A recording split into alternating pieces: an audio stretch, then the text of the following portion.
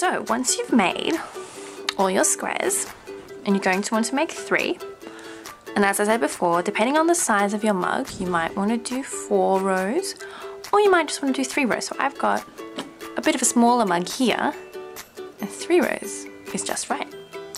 Whereas 4 rows, kind of too big. So just, you know, lay your squares out. Once you get to 3, maybe lay it out on your mug, have a look, have a think, see what you decide. So you'll need to make 3 squares.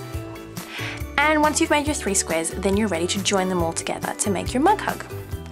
So what you want to do is lie your squares down so they're all facing up.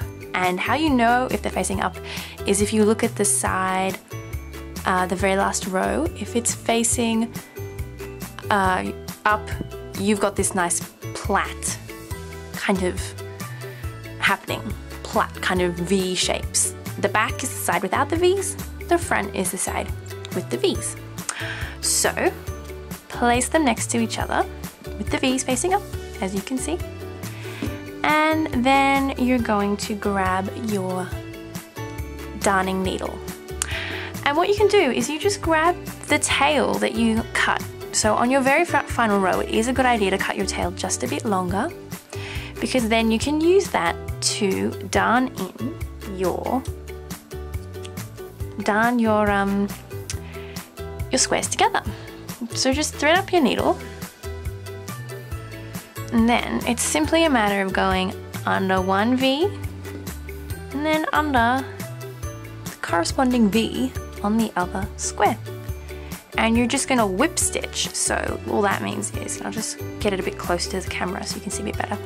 Whip stitch is you're just going under one V, under the next, always from the same side. And you're just going to do that all the way down. And it just makes a very nice, subtle,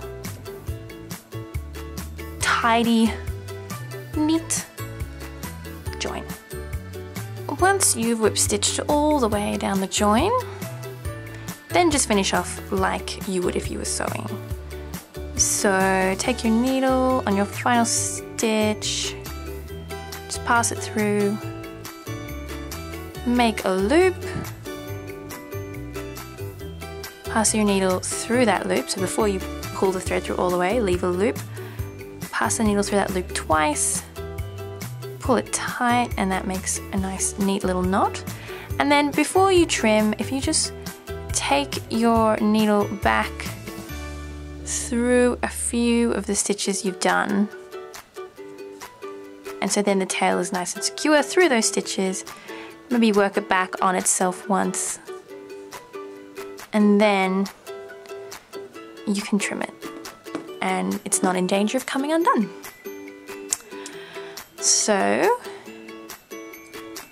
you'd then do the same with your next square, join them all together, and then once you've done that, it's time to make your little loops to go over your buttons.